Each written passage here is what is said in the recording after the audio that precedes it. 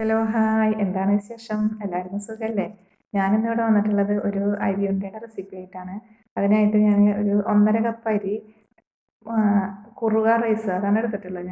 എൻ്റെ കയ്യിൽ മട്ടരി ഇല്ല, അതുകൊണ്ട് ഞാൻ കുറുവ റൈസ് എടുത്ത്. മട്ടരി ഉണ്ടെങ്കിൽ മട്ടരി എടുത്തോളൂ കേട്ടോ.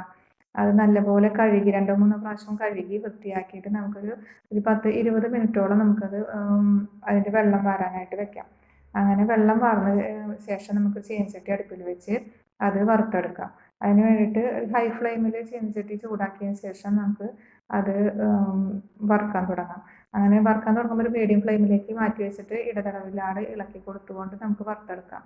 എല്ലാ അരിയും ഇങ്ങനെ പൊട്ടി തീരുന്നവരെ നമ്മൾ വറുക്കണം കേട്ടോ, എന്നാലേ കറക്റ്റ് ആ ഒരു അരി ഉണ്ടയുടെ ഒരു ടേസ്റ്റ് കിട്ടുള്ളൂ.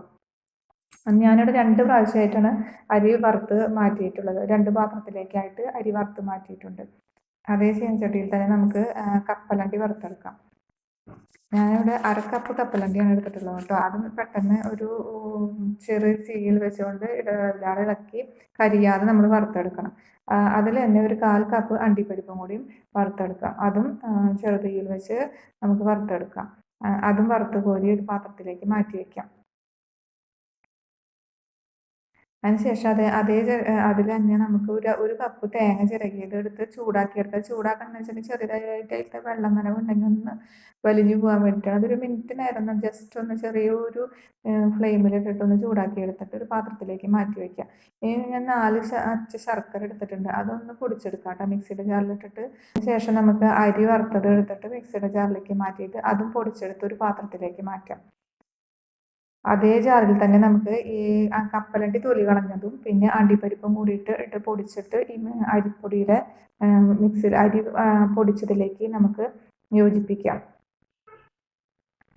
പിന്നെ അതിന് ശേഷം തേങ്ങയും ശർക്കരയും കൂടി മിക്സ് ചെയ്തിട്ട് അതും മിക്സിയുടെ ജാറിലിട്ടിട്ട് ഒന്ന് പൊടിച്ചെടുക്കുക.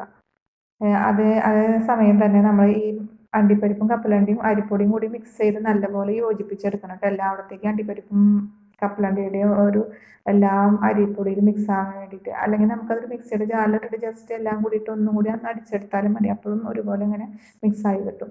അങ്ങനെ ഈ മിക്സ് ചെയ്ത പൊടിയിലേക്ക് നമുക്ക് ശർക്കരയും തേങ്ങയും കൂടി അടിച്ച ആ ഒരു മിക്സും കൂടി ചേർത്ത് നല്ലപോലെ ഇളക്കി യോജിപ്പിച്ചെടുക്കാം. അങ്ങനെ നല്ലപോലെ അതെല്ലായിടത്തേക്കും ആകുന്ന വിധത്തിൽ നമ്മളത് ഇളക്കി കൈകൊണ്ട് തന്നെ യോജിപ്പിക്കണം കേട്ടോ. എല്ലായിടത്തേക്കും ഒരുപോലെ ആവുന്ന വിധത്തിൽ കൈകൊണ്ട് യോജിപ്പിച്ച് നമുക്ക് ആവശ്യത്തിന് വലുപ്പത്തിലുള്ള ഉരുളകളാക്കിയിട്ട് ഉരുട്ടിയെടുക്കാം.